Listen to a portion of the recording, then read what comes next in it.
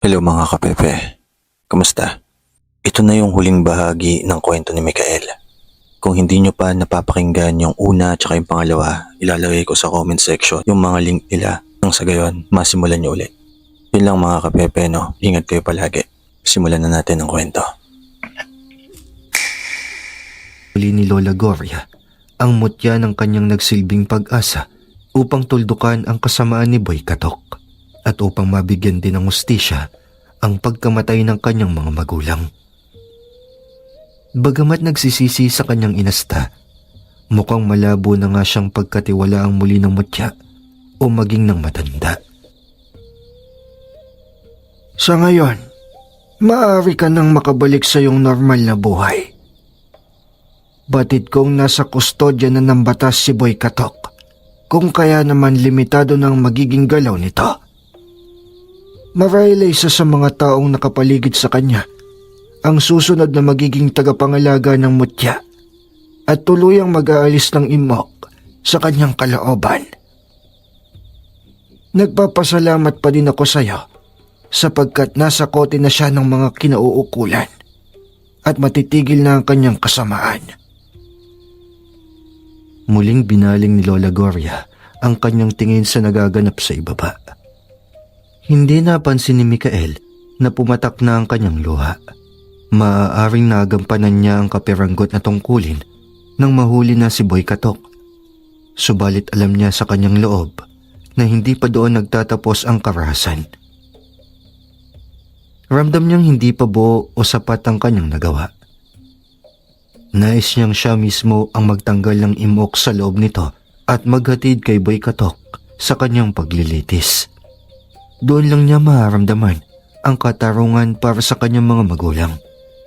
Naging labis po ba akong makasarili sa aking inasta kung nangingibabaw sa akin ang galit sa taong pumaslang sa akin mga magulang at kasabay nito ang pangungulila? Bulalas ni Mikael. Napatingin sa kanyang matanda. Maaaring hindi sapat na dahilan iyon upang husgahan ka, Mikael. Subalit kailangan mong maintindihan na ang personal na galit at poot ang magsisilbing hadlang para sa iyo upang gampanan ang isang bagay, anuman ang ganda ng iyong hangarin. Gaano ka man kabait sa paningin ng iba, mabubura ang lahat ng iyon sa oras na manaig ang iyong personal na intensyon. Kung napatay mo si Boy Katok sa engkwentro, masasabi mo bang nagawa mo ang iyong misyon?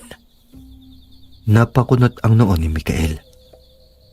Alam niyang oo ang sagot sa tanong ng matanda, subalit iniisip niya kung ito nga ba ang dapat sabihin, gayong batid niyang tila may malalim na tatas sa mga binitawang salita ng matanda.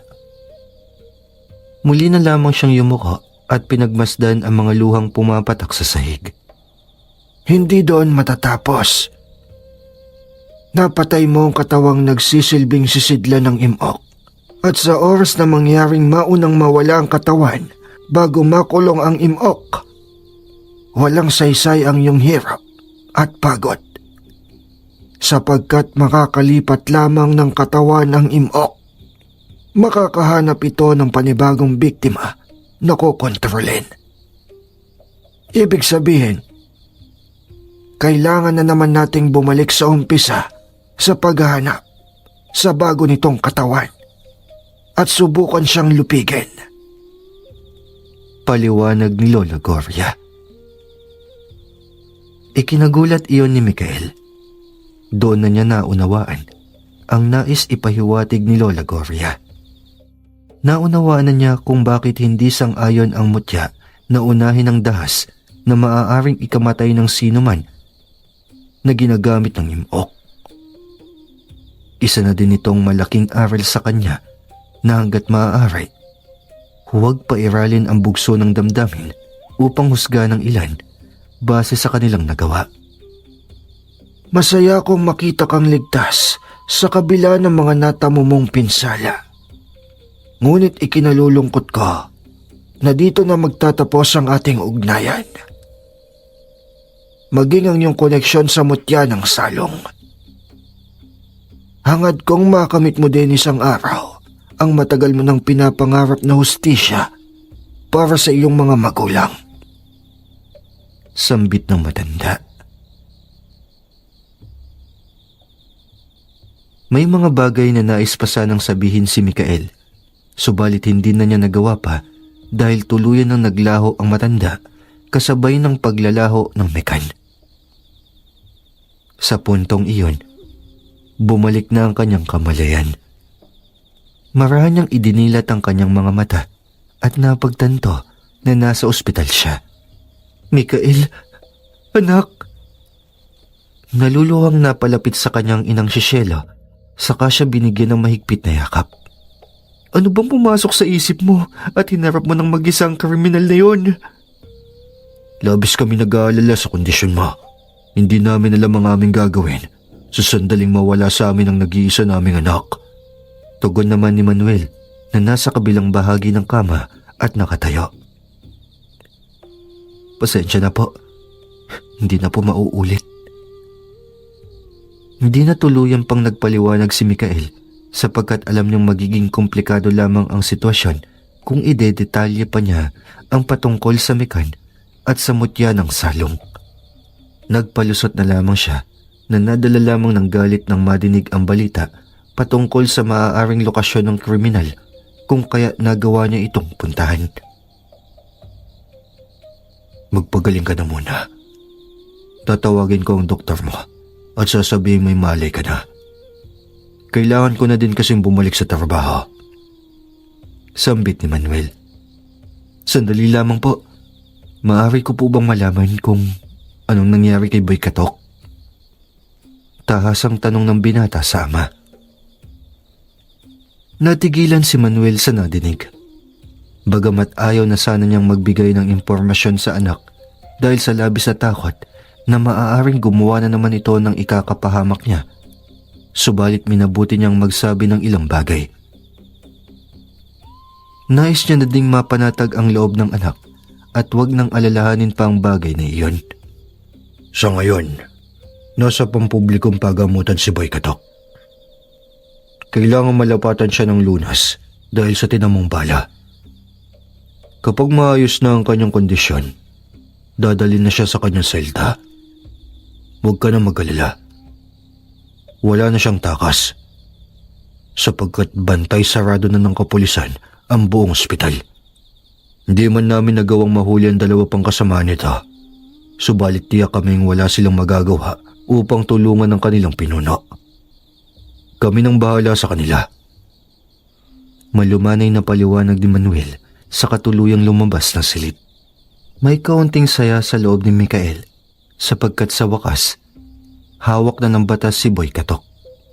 Subalit may bumabagabag pa din sa kanyang kalooban. Nasaksiyan niya ang lakas ng imok nang magising ang diwa nito sa loob ng kriminal. At hanggat iisa ang demonyo at si Boy Katok, makakagawa pa din ito ng mga bagay na hindi kayang arokin ng normal na nilalang.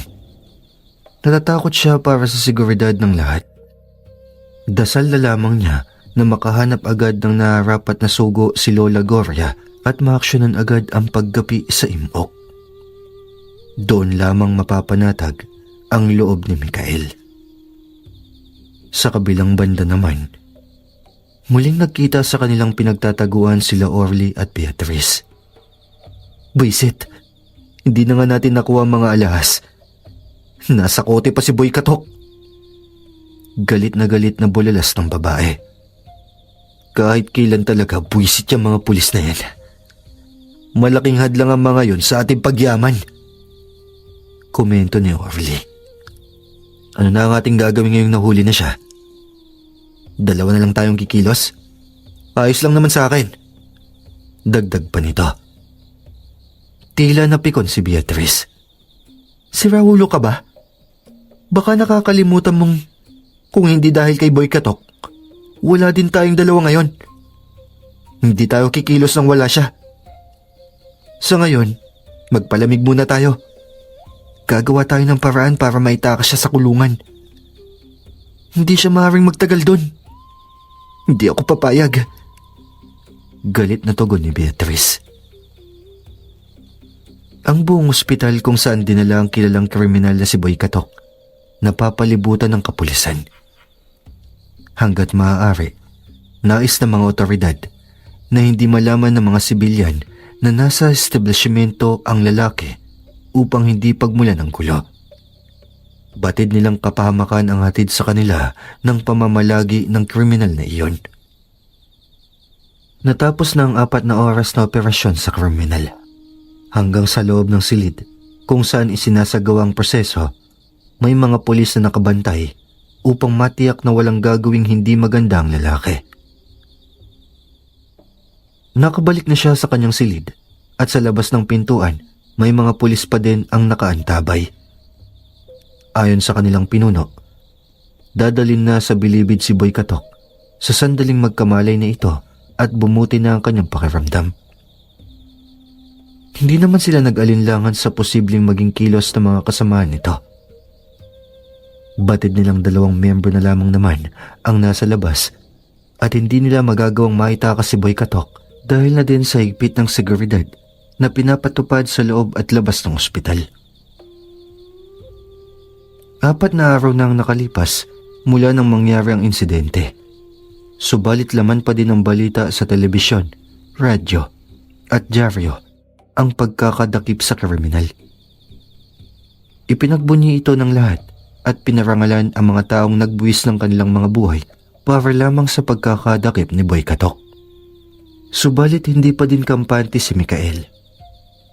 Mahigpit na pinagbawal ni Manuel na lumabas mag-isa ang binata upang walang mangyaring hindi maganda sa kanya.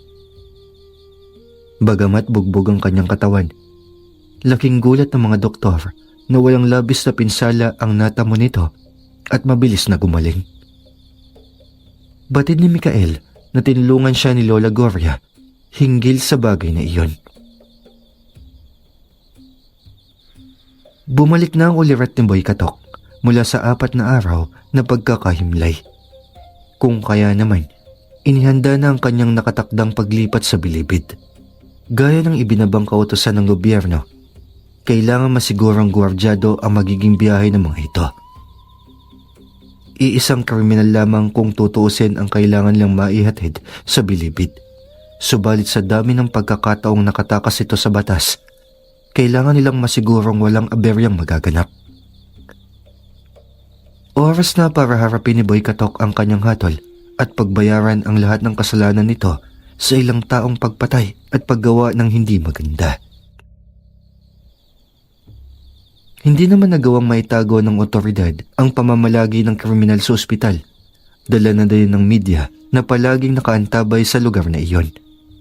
Kung kaya naman nagtipon ang lahat ng grupong kumukondina sa kriminal. Daig pa nila ang nagsagawa ng kilos protesta. Nagsigawan at nilabas ang kanilang kinikimkim na galit sa sandaling nakalabas na ng gusali ang lalaki. Nakaposas ito at may mga pulis na umeeskorte sa kanya papasok ng sasakyan. Kung anong masasakit na salita ang nadidinig ni Boy Katok mula sa mga sibilyan, tanda ng labis na pagkasuklam sa kanya. May mga bagay din na binabato sa kanya, subalit hindi niya ito alintana. Wala siyang anumang bakas ng pagsisisi sa kanyang mga nagawa. Higit sa lahat, hindi siya nakakaramdam ng anumang takot sa posibleng kanyang kahinatnan ngayong hawak na siya ng kapulisan. Mabilis siyang ipinasok sa loob ng isang bus na dinisenyo para sa mga tulad niyang kriminal. May harang na bakal ang dulong bahagi kung saan siya pinaupo, habang nasa loob naman ay halos 5 pulis na armado ng matataas na kalibre ng baril. Kampante ang mukha ni Boy Katok at hindi kinakikitaan ng anumang pag-aalala. Grabe! Sa lahat ng kriminal na nasa kote namin, siya lang ang nakita kong grabe ang pagiging kalmado at hindi alintana ang mangyayari sa kanya. Komento ng isang pulis. Napalingon ang isa pa at pinagmasdan si Boy Katok na nakatingin sa labas mula sa bintana. Ganun talaga.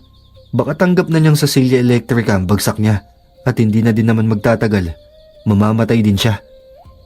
Wika nito. Nagsimula ng tumulak ang grupo. May 2 mobil ng pulis ang nasa unahan at 2 pa sa likuran. Sinisiguro nilang handa sila sa anumang magaganap kung sakaling magpakita ang ilang kasamahan nito at subukang itakas ang kriminal. Habang nasa biyahe, tahimik ang loob ng sasakyan kung saan lulan si Boy Katok. Hanggang sa magsimula ng madinig muli ng lalaki ang tinig mula sa kanyang isipan. Ang kaparehong tinig ng kanyang nadidinig nung gabing nakasagupa niya ang binata. Hindi ka ba talaga hihingi ng tulong mula sa akin? Ang akala mo ba, nagawa mo ang lahat ng iyon nang dahil lamang sa iyong sariling kakayahan? Pwes, nagkakamali ka. Buhat iyon sa aking kapangyarihang matagal nang nahihimlay sa iyong kalooban at inaantay lamang ang takdang oras upang magising ang aking buong potensyal. Panimulang buyo nito sa lalaki. Muli ay umiling-iling ang ulo ni Boy Katok na tila ba nangangalay o may kung anong mabigat na nakadagan sa kanyang balikat. Hindi ko sinabing kailangan ko ng tulong mo. Alam kong makakatakas ako dito. Bulong niya. At paano mo magagawa yan? Gayong bantay sarado ka ng mga kapulisan. Bago ka lamang makakilos, siguradong pinulbos ka na ng kanilang mga bala. Sagot ng boses sa kanyang isipan. Hindi kumibo si Boy Katok. Alam niyang may punto ang kausap sapagkat maling kilos lamang niya o magtangka lamang siyang gumawa ng hindi nakaayon. Hindi magdadalawang isip ang mga pulis na paputukan siya. Alam ko na. Umaasa kang ililigtas ka ng mga kasamahan mo. Yung 2 kutong lupang nagtatago na din ngayon sa mga otoridad. Akala mo ba may magagawa sila laban sa seguridad na pinapatupad ng mga pulis? Masyado mo namang ginagawang tama ang sarili mo. Patuloy na panunuyan nito. Tumigil ka na. Gigil na sambit ni Boy Katok. Wala kang ibang maasahan kung hindi ako. Walang ibang tutulong sa'yo kung hindi ako. Ngayong nagising na ako, kailangan na lamang natin maging isa upang maging mas lalong malakas at makapangyarihan. Sulsul nito. Sinabi ko nang tumigil ka na. Hindi ako papadala sa anumang sinasabi mo. Napataas ang boses ni Boy Katok, sanhi upang tumawag pansin ito sa mga kasama sa loob ng sasakyan. Hoy, ano bang sinasabi mo? Nababaliw ka na ba? Kakadroga mo yan eh. Kung ano-ano sinasabi mo. Wala ka na sa katinuan. Inis na sita ng isang pulis, sabay hampas ng baril sa nakaharang na bakal na naghihiwalay sa kanila. Baliw na yan. Ilang taon ba namang tumitira ng droga eh? Pati utak luto na. Komento pa ng isa at napuno ang sasakyan ng tawanan. Napakuyumpos ng kamao si Boy Katok dahil sa mga nadinig. Tila naramdaman naman ng imok ang labis na galit na nag-uumpisa ng mabuo sa puso ng lalaki. Ayan, tama yan. Ganyan nga. Magalit ka sa kanila. Hindi ka dapat pumayag na minamalit ka ng mga tulad nila. Dahil mas malakas ka sa kanila. Mas makapangyarihan ka. Lalo na kung magiging isa tayo.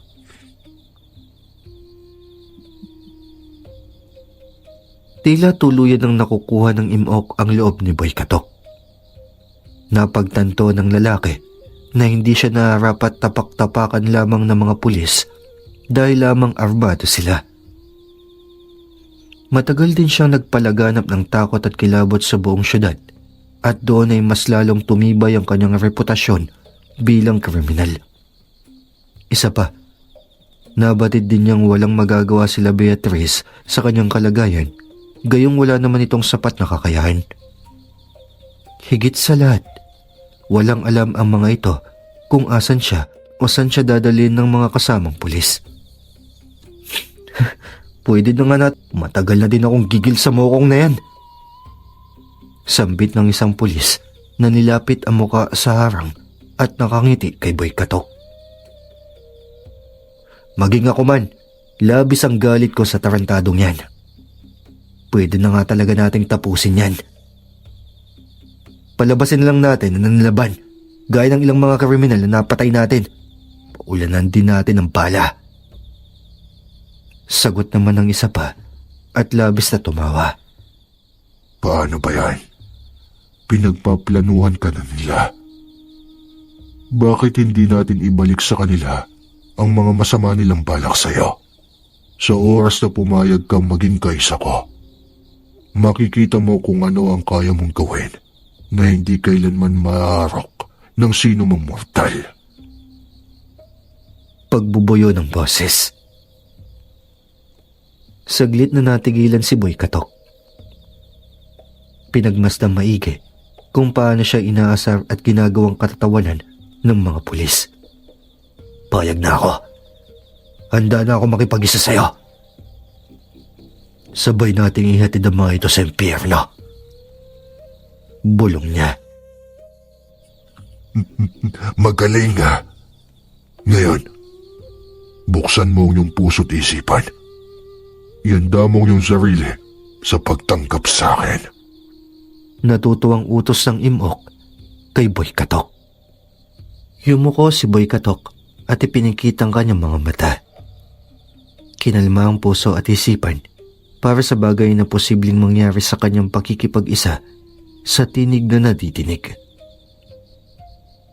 Inalala ang unang boses na naramdaman niya ang kakaibang presensya at init na dumaloy sa kanyang buong katawan noong gabing nakaharap niya ang taong matagal na din niyang hinahanap.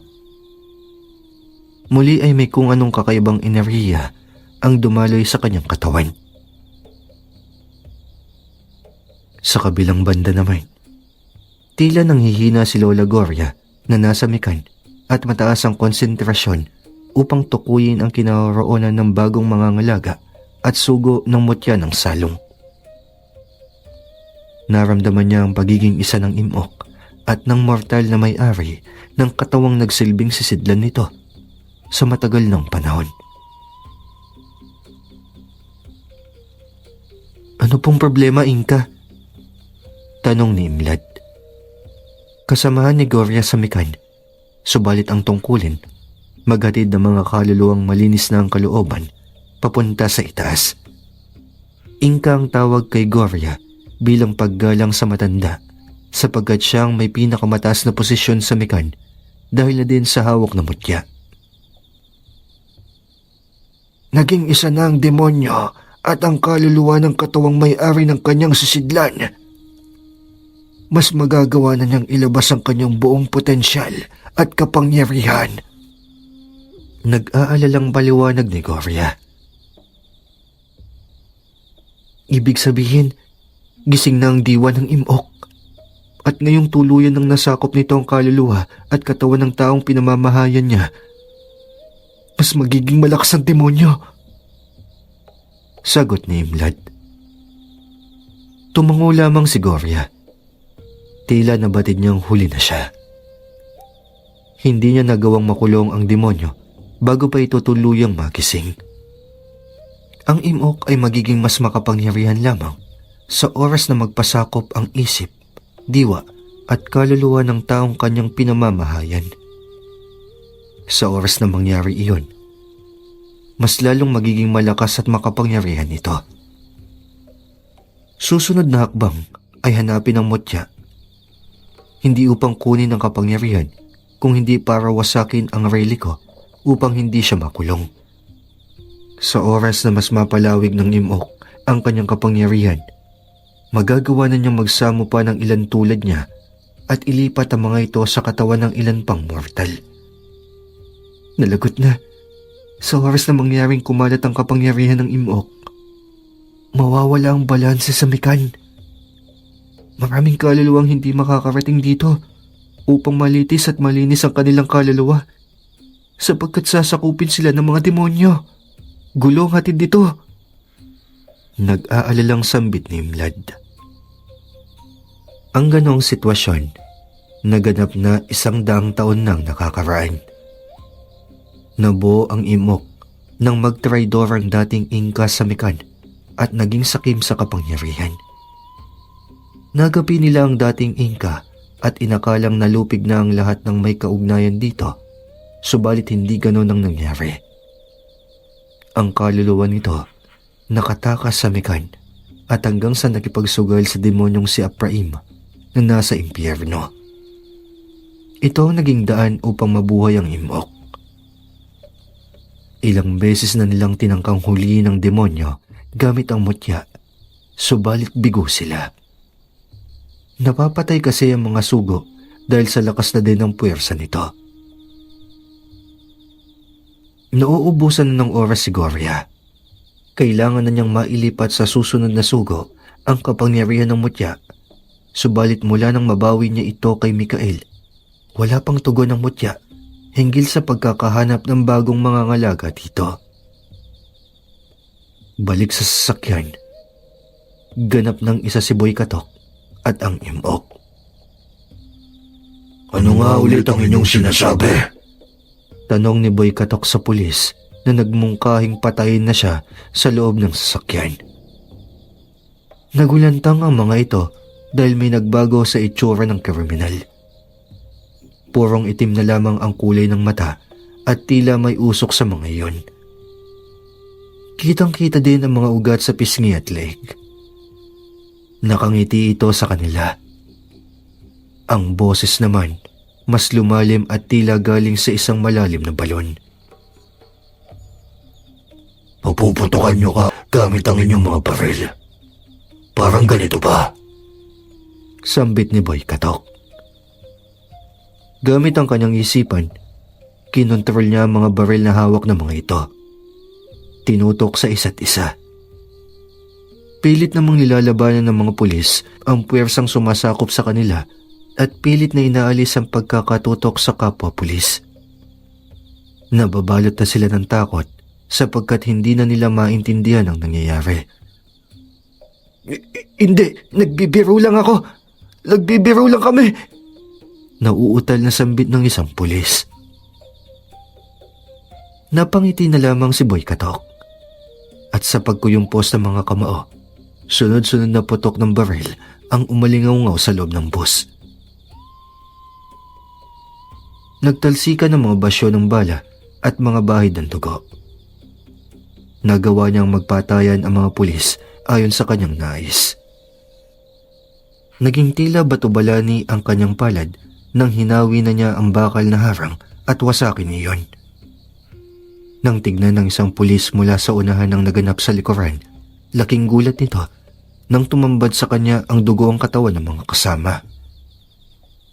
Ngunit mas lalo siyang napatigalgal nang makitang may mga baril na nakalutang sa ere at nakatutok sa kanya. Sa isang iglap, sunod-sunod na kumalabit ang gatilyo at sinalo ng katawan ng mga bala.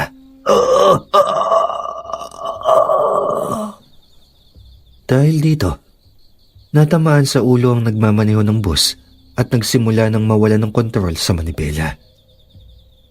Nagpagewang-gewang ito at sumalpok sa mobile na nasa unahan. Sa lakas ng pagkakatama, lumipad sa area mobile at agad na sumabog ng bumagsak iyon sa lupa. Winasak ni Boy Katok ang kisame ng bus at lumundag pa itaas. Napansin niyang huminto ang mga mobile na nasa likuran. Palabas pa lamang sana ang mga pulis na sakay nito nang kanyang iangat ang mga sasakyan gamit ang puwersang nanggaling sa kanyang kamay.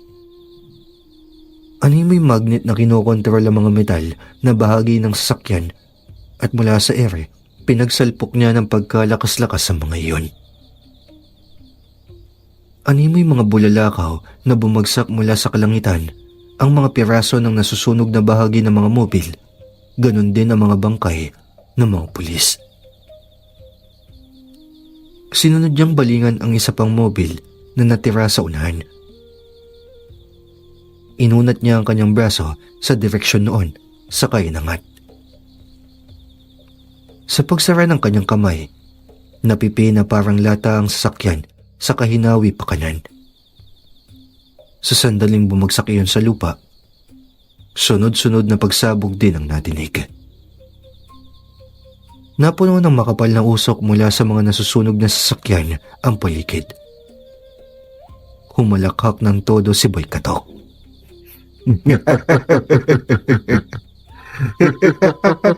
Ramdam na niya ang kakaibang kapangyarihang nananalaytay sa kanyang katawan. Handa na siyang harapin ang isang tao na tinik sa kanilang lalamunan. Walang iba kung hindi ang binatang nakaharap niya sa binondo na may hawak sa mutya ng salong na kailangan niyang mawasak upang mawala ang hadlang sa kanyang maitim na plano. Dahil sa naganap na pagtakas ni Boy habang bumibiyahe papuntang Bilibid, muling nagulantang ang lahat. Mabilis na kumalat ang balita hinggil sa nangyari, lalo na't kalunos-lunos ang inabot ng mga pulis na kanyang kasama. May mga pamilya na namang naulila dahil sa kanyang ginawa. Halos manlamig ang buong katawan ni Mikael habang pinapanood ang balita sa telebisyon. Namumuo ang butil-butil na pawis sa kanyang noo at sentido. Tensyonado at magkahalong takot na may galit ang kanyang nararamdaman. Nagluluksa na naman ang buong kapulisan dahil sa naganap. 13 kabaro nila ang nasawi sa trahedyang dulot ni Boy Katok. Subalit ang malaking palaisipan sa kanila kung paano nagawa ng isang kriminal ang ganong karumal-dumal na krimen. Mas lalo nilang pinalalahanan ang lahat na magdoble ingat at ipagbigay alam agad sa kinaukulan kung sakali mang may impormasyon sila patungkol sa kriminal. Mabilis ding nakarating ang balita kila Beatrice at Orly na halos 1 linggo nang hindi lumalabas sa kanilang lungga. Hindi nila magawang makakilos nang wala ang tinuturing nilang utak ng grupo na si Boy Katok. Ipinagbunyi nila ang ginawa nitong pagtakas at hindi makapag-antay na muli nilang makasama ang lalaki. Lalong-lalo na si Beatrice na may lihim na pagtingin kay Boy Katok. Kailangan na lamang nilang hintayin ang pagdating nito dahil tiyak silang babalik siya sa kanilang lungga. At ganoon na nga ang nangyari. Malakas ang pagkakabukas ng pintuan. Kulang na lamang ay kumalas sa mga bisagrang nakakabit dito nang buksan iyon ni Boy Katok. Napabalikwas ang dalawa sa kanilang kinauupuan dahil sa labis na kaba. Walang mapaglagyan ang kanilang mga ngiti nang makita kung sino ang nakatayo sa pintuan. "Boss Amo!" Maligalig na bati ni Orly kay Boy Katok. Napatakbo ito at napayakap sa lalaki. "Sabi ko na nga ba't babalik kay? Hindi mo kami matitiis." Sambit nito. Walang kahit na anong kibo si Boy Katok sa mga tinura ng binata. Sa halip, tahimik itong pumasok sa loob at umupo. Agad namang kinuha ni Beatrice ang bote ng alak, nilagyan ng baso, saka hinain kay Boy. Nagsindi siya ng sigarilyo, saka ipinasa sa lalaki. "Hindi nakakabigla na nakatakas ka. Ang nakakabigla ay ang parang ginawa mo. Kakaiba ka talaga. Akalain mong nakagawa ka ng ganong kalaking ingay?" Nangingiting komento ni Beatrice. Sa pangalawang pagkakataon, hindi kumibo si Boy. Agad niyang tinungga ang alak na nasa baso na animoy tubig. Hindi naman ipinagtataka nila Beatrice ang pagiging malamig ni Boy Katok sapagkat ganun naman talaga ito madalas. Ngunit lingid sa kanilang kaalaman na hindi na ito ang dating Boy Katok na kanilang nakasama sa mahabang panahon. "Paano yan ngayon? Di pwede na tayong bumalik sa operasyon?" Natutuwang tanong ni Orly. Napatingin na lamang si Boy Katok sa kamuling nilagok ang pangalawang tagay ni Beatrice. May hahanapin tayo. Isang malaking tinik sa atin na dapat nang mabunot bago pa tayo tuluyang mapinsala. Sagot nito. Sino naman tong taong to? Magkakapera ba tayo dyan? Mabilis na tanong ni Orly. Hindi. Pero mas magiging mabilis ang ating paggalaw kapag nawala siya. Kikilos tayo ngayong gabi. Utos ni Boy. Tila hindi nagustuhan ni Beatrice ang nadinig. Bagamat masaya siyang nakabalik na si Boy Katok, subalit ang ideya ng muling pagsalakay, hindi siya pabor. Masyado ko pang mainit sa mga pulis. Kung nagawa nilang maging bantay sarado noon, tiyak ako mas doble o triple ang gagawin nila ngayon. Isa pa, madami kang pulis na napatay. Hindi ako sangayon sa gusto mo.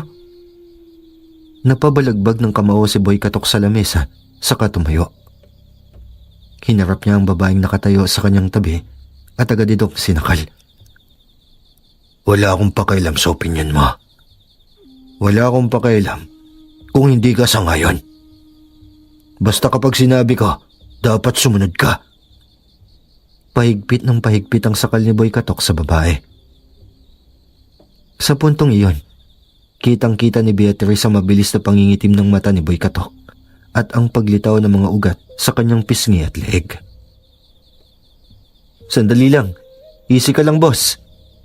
Awat ni Orly. Marahan niyang kinapitan ang braso ni Boy Katok na agad namang bumitaw mula sa pagkakasakal sa babae. Saka bumalik sa kanyang ulirat. Napahawak si Beatrice sa kanyang leeg at hinahabol ang kanyang paghinga. Napatingin siya sa lalaki at kalmadong bumalik sa pagkakaupo. Hindi na mawaglit sa kanyang isipan ang nakitang pagbabago sa mukha ni Boy. May kung ano sa kanya na nagsasabing may kakaiba sa lalaki.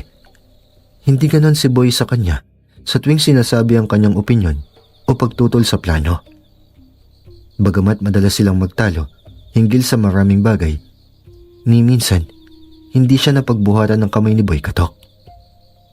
Kung kaya naman, tila nanibago siya sa asta ng lalaki. Sa kabilang banda, nagpa siyang umuwi ng maaga si Manuel. Nais niya munang daanan ng kanyang mag-ina bago pumunta sa burol at pagpupugay sa mga kasamahang nasawi sa trahedyang dulot ni Boy Katok. Nais niya ding siguraduhin nasa maayos na kalagayan sila Cielo at Mikael. Bilang pulis na halos 2 dekada na sa serbisyo, may pag-aalala sa kanya na posible ang pamilya niyang pagbalingan ng mga kriminal na kanyang nakakasagupa. Lalo na't may koneksyon si Boy Katok sa kanyang anak. Upang maalis ang bumabagabag sa kanya, naisip niyang daanan muna ang mga ito. Bakit mo siya pinayagang umalis na mag-isa? Hindi ba't mahigpit kong bilin sa'yo na huwag siya papayagang umalis? Inis na tanong ni Manuel nang malamang wala sa bahay si Mikael. Alam ko naman, pero may mga kasama naman siyang umalis para bumili ng librong gagamitin niyang reviewer para sa entrance exam. Wala naman sigurong masamang mangyayari sa kanya. Paliwanag ni Cielo. Hindi na nakipagtalo pa si Manuel sa asawa dahil lalo lamang lalala ang sitwasyon. Hindi niya din magawang magalit sa anak sapagkat ayaw niya ding limitahan ito sa mga bagay-bagay nang dahil lamang sa isang kriminal. Dumaan ang ilang oras at halos 6:00 na ng gabi, wala pa din ang binata. Kaya naman, napagpasya ni Manuel na susunod na lamang sa mga kasamahan at aantayin umuwi ang anak bago umalis. Subalit sa labas, may mga matang nakaabang sa kanila. Sino ba yung mga yan? Sa anong ginagawa natin dito? Huwag mong sabihin, babalik tayo sa dati nating gawin na magnanakaw na lamang sa mga kabahayan. Inis na tanong ni Beatrice habang nasa loob ng nakaparadang sasakyan malapit sa bahay nila Manuel. Magtatanong pa lamang sana siya ulit nang mapansing nakatingin sa kanya ng masama si Boy Katok. Hindi tayo magnanakaw. Ang mga taong nasa loob ng bahay na yan ang magsisilbing susi para makita natin ang taong tinutukoy ko. Sambit nito. Hindi man lubos na nauunawa ng nais ipabatid ni Boy Katok, hindi na kumibo pa si Beatrice. Ayaw na din niyang maulit na masaktan ng pisikal ng lalaki, kung kaya susunod na lamang siya. Isa pa, nabanggit ni Boy na bahay ng pulis na si Manuel ang kanilang minamanmanan, kaya napagtanto niyang maaaring babawi lamang si Boy sa pulis na iyon. Lalo na't napag-alamanan niyang ito ang bumaril sa kanya noong gabing madakip siya ng mga pulis.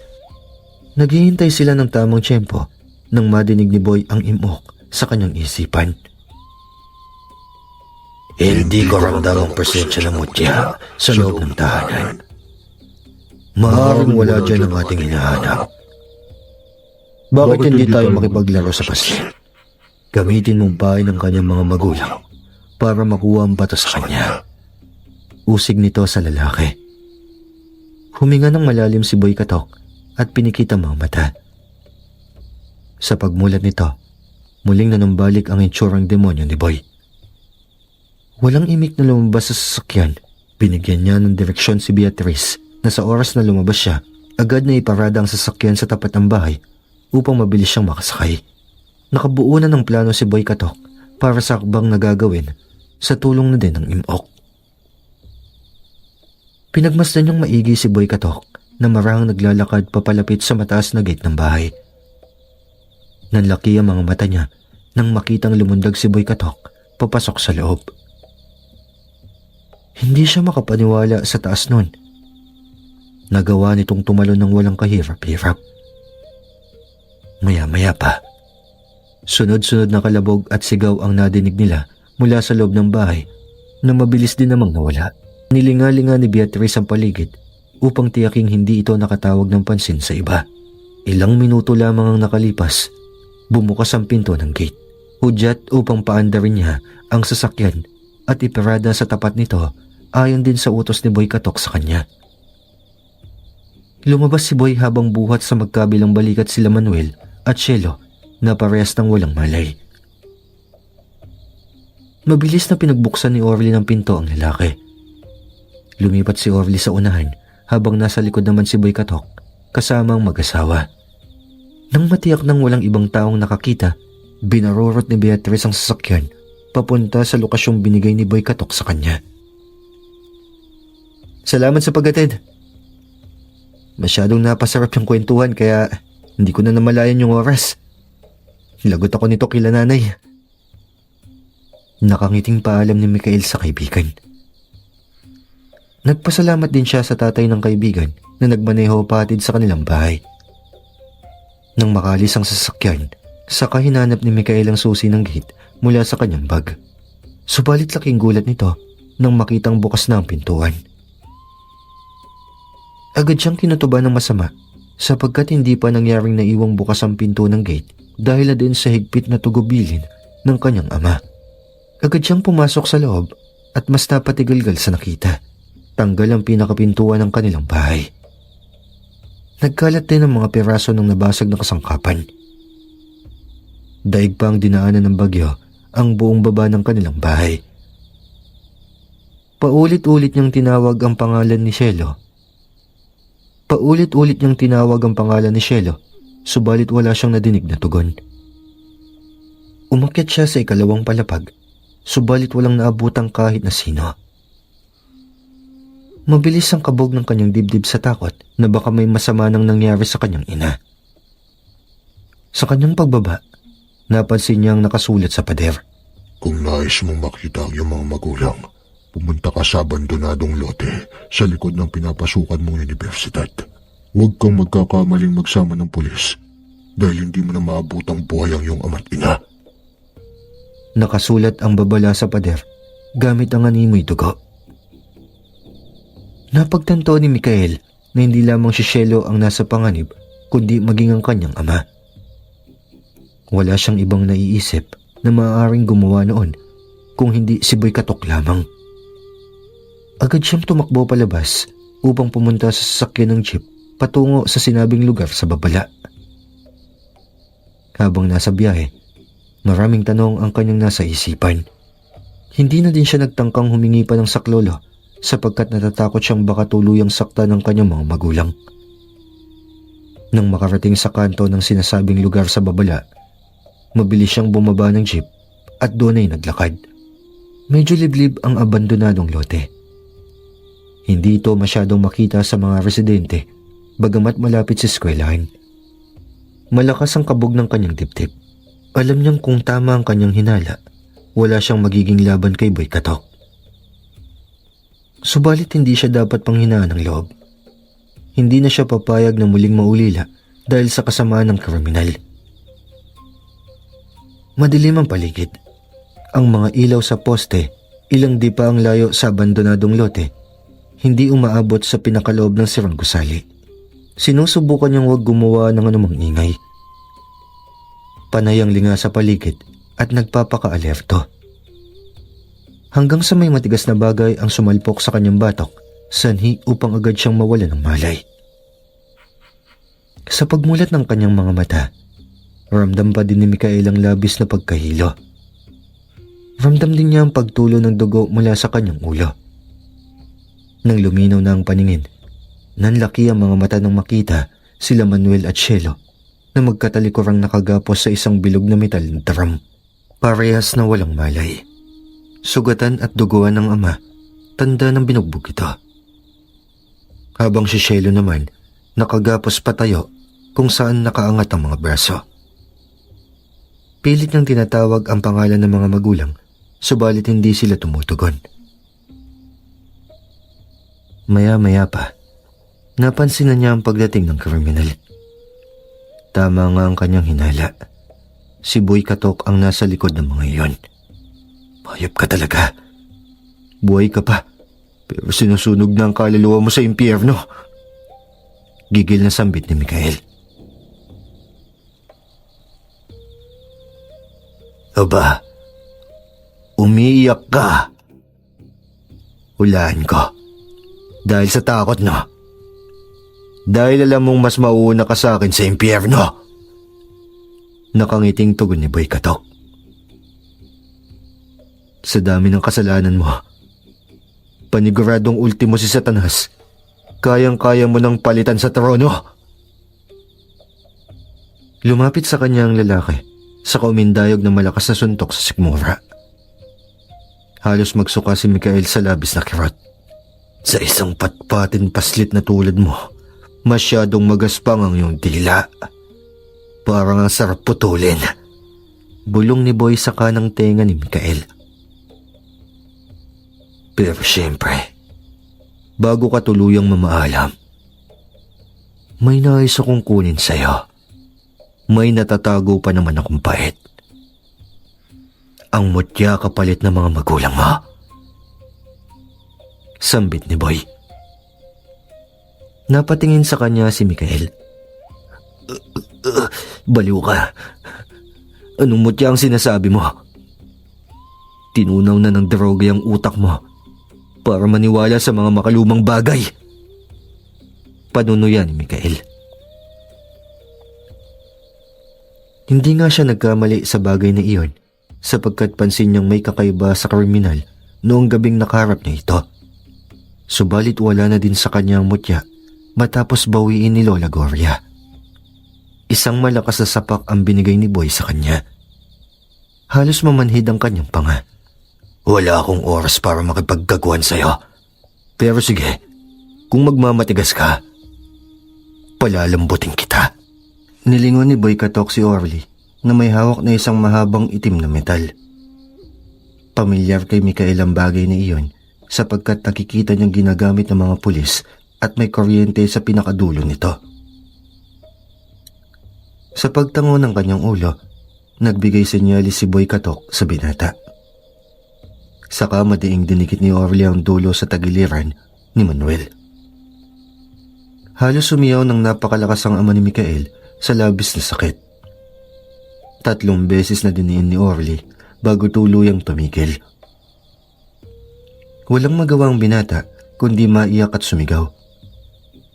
Masyadong mahigpit ang pagkakagapos ng kanyang mga braso kung kaya naman hirap siyang gumalaw. Magmamatigas ka pa ba? O ibibigay mo na? Tanong ni Boy Katok sa kanya. Sinabi nang wala akong alam sa sinasabi mo. Ako naman ang kailangan mo, di ba? Pakawalan mo na sila.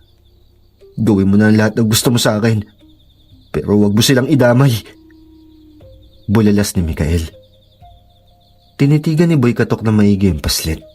Tila may naisip na isang laro na makakapagpasaya sa kanya. Agad niyang kinalagan si Mikael. Baka kasi sabihin mo naman na hindi ako marunong lumaban ng patas. O sige. Kapag nagawa mo akong mapabagsak, pakakawalan ko kayong tatlo. Ngunit kapag ako ang nanalo, patay kayo. Sabay bungis-ngis. Wala nang inaksayang oras pa si Mikael.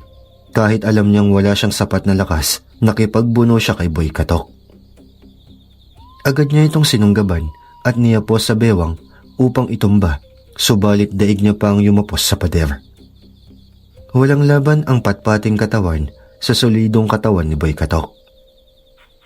Gamit ang siko, isang malakas na dagok sa likod ng binata ang pinakawalan ni Boy Katok.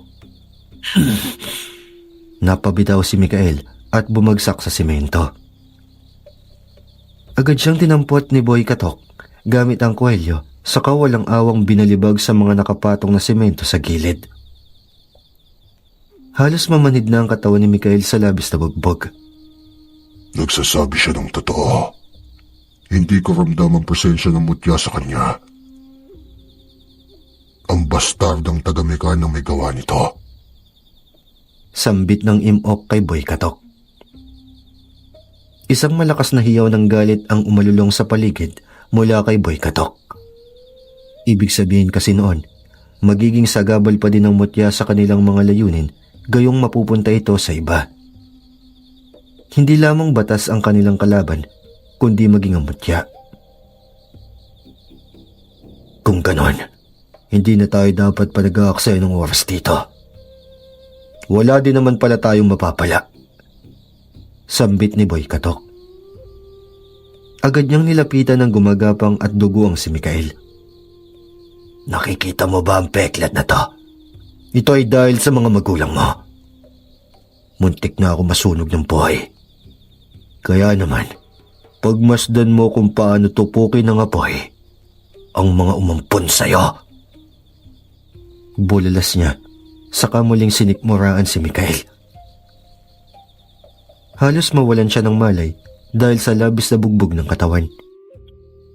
Walang magawa kundi ang umimpit ng iyak para sa kapakanan ng mga magulang na nag-ampon at nagsakripisyo para sa kanya. Walang ibang nais gawin kung hindi ang iligtas sa mga ito sa tiyak na kapahamakan. Subalit paano niya iyon gagawin ngayong wala siyang sapat na kakayahan? Batid niyang nasa loob ni Boy Katok ang demonyong imok at isa lamang ang paraan. Ang mutya ng salong. Mas lalo siyang nataranta nang makitang kumuha ng gasolina si Boy Katok sa kapalibot na binuhos sa kinauupuan ng mag-asawa. Pakiusap, kahit ngayon lang. Para sa aking mga magulang. Lola Gloria, tulungan mo ako. Pakiusap. Mga huling katagang binitawan ni Mikael bago tuluyang mawalan ng malay. Malamig ang paligid. Magaan sa pakiramdam. Tila walang bakas ng kahit na anong pananakit ng katawan. Marahang minulat ni Mikael ang mga mata at nakitang nasa loob siya ng kaparehong silid sa Mekan. Nakahiga siya sa simento at agad na napabalikwas ng tayo nang makita ang kapaligiran. Nagtataka kung paano siya nakabalik doon gayong wala naman na sa kanya ang mutya. Sa kanyang pagtayo, napansin niya ang isang paslit na nakatayo sa kanyang harapan. Sa tansya niya, mga 7 hanggang 8 taong gulang iyon. Tinawag mo ako? Nakangiting sambit ng bata sa kanya. Napakunot ng noo si Mikael. Hindi ang paslit ang kanyang hininga ng saklolo, kung hindi si Lola Gloria, kung kaya hindi nito maintindihan ang sinasabi ng paslit. Pasensya na, subalit hindi kita kilala. Ganun ba? Ang iyong puso ang kumonekta sa akin. Ang iyong layuning iligtas ang buhay ng iyong mga magulang. Isang anak na labis ang pagmamahal sa mga taong nag-aruga sa kanya. Ang malinis na hangaring wakasan ang kasamaan at muling ibalik ang kapayapaan. Hindi ba yan ang laman ng iyong puso ng mga oras na ito? Tugon ng bata. Hindi ko alam ang sinasabi mo, pero oo. Nais kong iligtas sila tatay sa kamay ng imok. Gusto kong tapusin ang kasamaan nila upang hindi na makapanakit ng iba. Sagot ni Mikael. Pinagmasdan niya ang bata. Nakasuot ito ng puting damit na may mahabang manggas at isang puting pajama.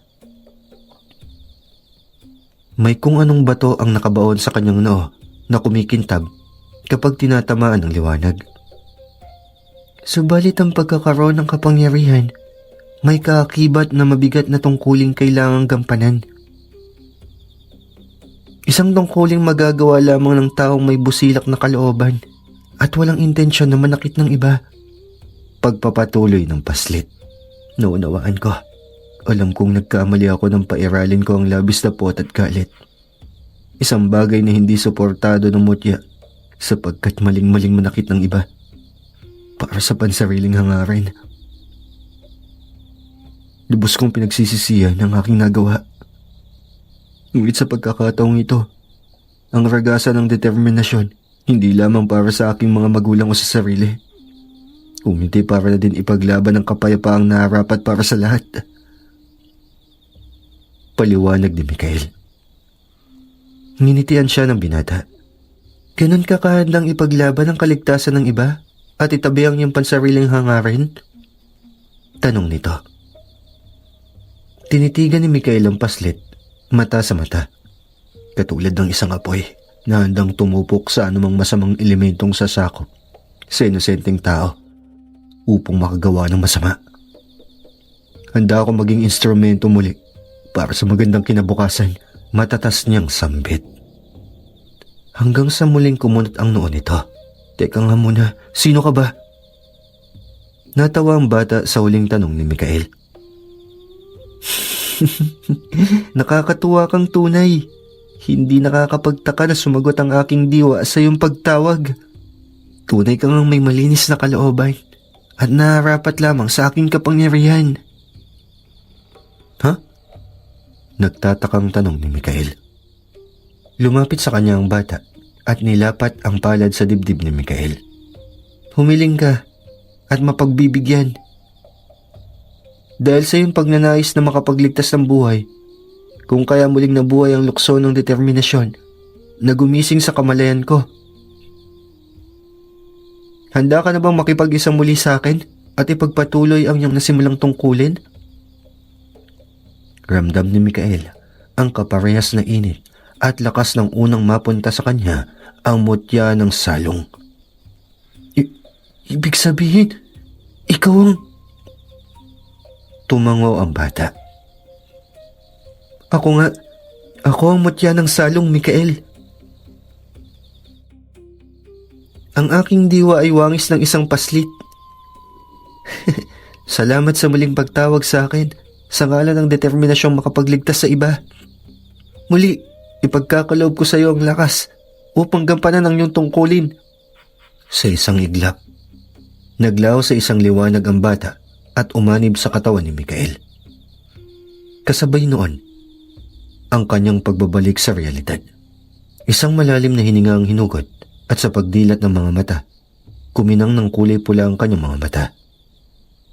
Marahan siyang tumayo at doon niya nakitang binagsak ni Boy ang nagliliyab na posporo at mabilis na kumalat ang apoy habang parang baliw na humahalakak sa labis na galak.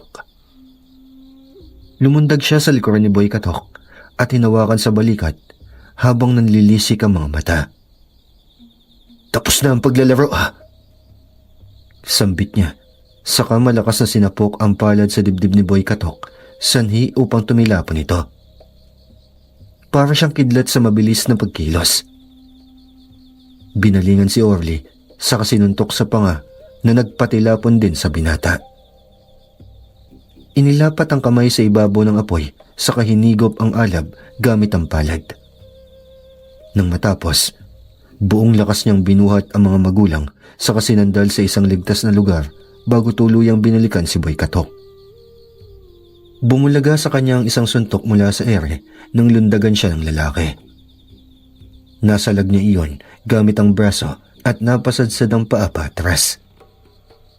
Mukhang nakuha mo na muli ang mutya. Hindi ko na itatanong kung paano. Ang importante, sabay ko kayong wawasakin. Muling lumundag si Boy Katok at isang sipa mula sa itaas ang binigay sa binata na nailaga naman ito. Doon ay nagpalitan ng suntok ang dalawa. Halos patas lamang dahil parehong nakakatama ang dalawa. Dagundong ng mga balibag at pagkabagsak ng pader ang umaalingaw sa paligid. Nang makitang bumagsak si Boy, lumundag papalapit si Mikael kung saan siya sinalubong ng isang tadyak. Nahagip niya ang binti ng lalaki at buong lakas na sinuntok ang tuhod nito, sanhi upang mabalian si Boy Katok ng buto. Napahiyaw sa sakit ang kriminal at gamit ang malamag na itong kakayahan, hinigit niya ang mga nakasakong semento at sinalpok kay Mikael. Tapusin na natin to, bata. Iisa lamang ang dapat matirang buhay. Sambit ni Boy habang iika-ikang tumayo. Sisiguraduhin kong ako matitirang may hininga sa ating dalawa. Bulalas ni Mikael. Itinuon niya ang presensya at atensyon sa kaibuturan ng kalooban upang humingi ng gabay sa mutya na agad siyang dininig. Nagpakawala ng itim na enerhiya si Boy Katok, tanda ng pagsamo ng buong kapangyarihan ng imok na kaisa niya. Hindi naman nagpadaig si Mikael at isang naglalagablab na alab ang kanyang pinagsalubong. Kagaya ng salong kung saan animoy nag-aapoy ang dagta, pinadaloy niya ang alab na tumutupok sa kasamaan ng demonyo at magpapakawala sa katawan ng kriminal. Nagkigit-gita ng dalawang pwersa at walang nais magpatalo. Inilabas na ni Mikael ang 100% kapangyarihan at sinulong ang kanyang alab. Isang malakas na hiyaw na may tulak ng mga kamay ang pinakawalan kung saan nabalot ang kanyang katawan ng apoy sa kalumundag sa nakatayong si Boy Katok. Pumosisyon ng suntok mula sa ere at binagsak sa mukha ni Boy Katok. Ito sa'yo! Oras na para paghiwalay ng demonyo at ang sisidlan! Ramdam ng kriminal ang init na animoy sumusunog sa kanyang buong katawan. Humiyaw siya ng sunod-sunod hanggang sa tuluyang lumitaw ang itim na usok mula sa kanyang bibig.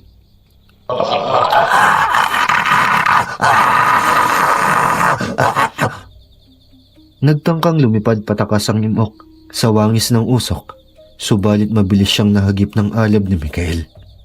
Hinigop siya ng apoy mula sa lumabas na mutya sa palad ni Mikael hanggang sa tuluyan itong makulong. Nagawa ni Mikael na mahuli ang imok. Nagawa niyang tuparin ang tungkulin at iligtas sa mga magulang sa kapahamakan. Naghahabol ng hininga si Mikael.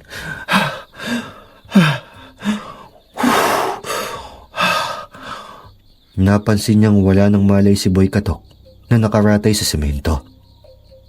Maya-maya pa, nadinig niya ang sirena ng mga mobil ng pulis na rumisponde at doon na siya tuluyang nawalan ng malay at bumagsak.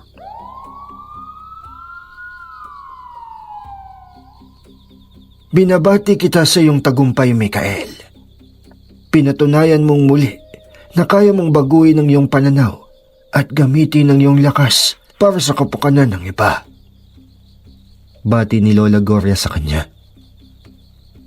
Muli siyang nagbalik sa Mikan matapos ang labanan. Mabilis na lamang siyang nasasamo sa lugar na iyon sa bisa ng mutya. Patay na po ba ako? Tanong nito. Natawa si Gloria sa nadinig. Siyempre, hindi pa. Ang iyong pisikal na katawan, nasa ospital at nagpapagaling. Agad siyang nataranta nang may maalala. Teka, paano po sila itay at inay? Maayos na sila. Sa katunayan, bumalik na ang kanilang malay at binabantayan ka.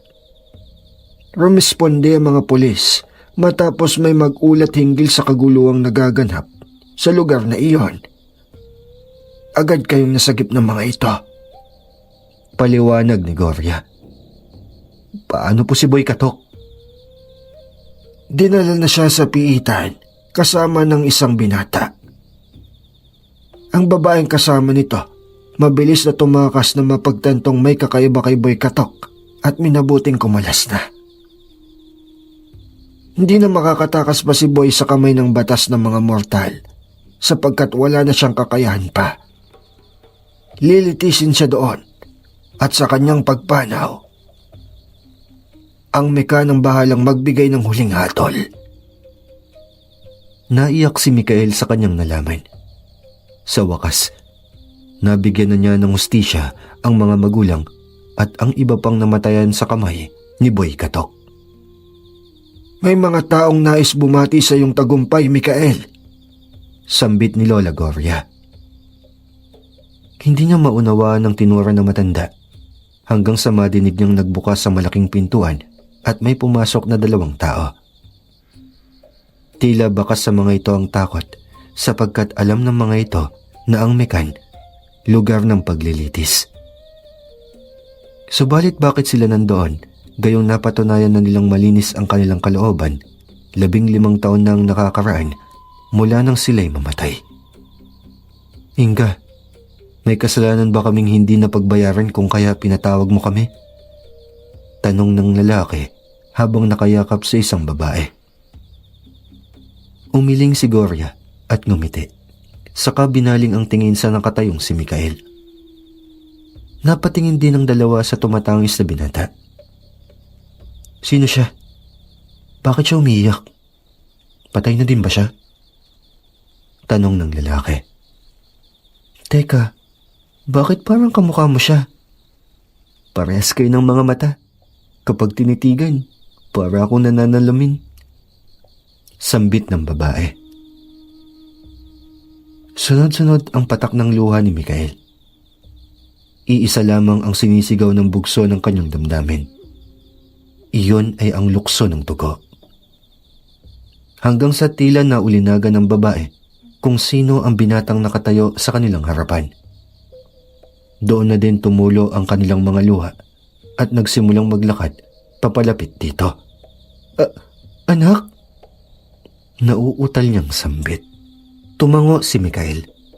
Bagamat hindi niya alam ang mukha ng yumaong mga magulang, tinulungan siya ng kanyang puso para makilala sila. Sunod-sunod na hagulgol ang umalingaw-ngaw sa loob ng silid. Sa muling pagkikita ng tatlo, labis-labis na kasiyahan ang nagdulot sa kanilang mga damdamin. Doon na din napatakbo si Jinggoy matapos kumpirmahin ni Gloria kung sino ang binata. Anak, hindi ko akalain makikita pa kitang muli. Hagulgol na sambit ni Jinggoy. Humingi ng tawad ang mag-asawa dahil sa ilang taong hindi nila nagabayan ng anak. Humingi ng tawad para sa mga sandaling nahihirapan nito at wala sila sa tabi ni Mikael. Nauunawaan ni Mikael ang sitwasyon kung kaya naman sinabihan niya ito na hindi dapat humingi ng tawad sa kanya. Masaya siyang malamang nasa mabuting kalagayan ang mga magulang. Nagpasalamat din si Mikael kay Gloria sa pagkakataong binigay sa kanya na makita ang mga namayapang magulang. Tila buo na ang nag-iisang kulang na piraso ng kanyang pagkatao. Bagamat sandali lamang ang naging pakikipagdaupang palad niya sa mga ito dahil na din sa batas ng mekan, siniguro niyang nasabi ni Mikael kung gaano niya kamahal ang mga magulang niya at huwag nang mag-alala sapagkat nasa maayos din siyang kalagayan. Ang kanyang mga luha, bakas din sa walang malay na pisikal na katawan niya sa ospital. Matapos ang tagpong iyon, Isa lamang ang naramdaman ni Mikael. Nais niyang ipagpatuloy ang tungkulin bilang sugo ng Mekan, kaisa ng mutya ng salong. Muli niyang nilagdaan ang kasunduan na gagamitin ng kapangyarihan para sa kabutihan at kapayapaan.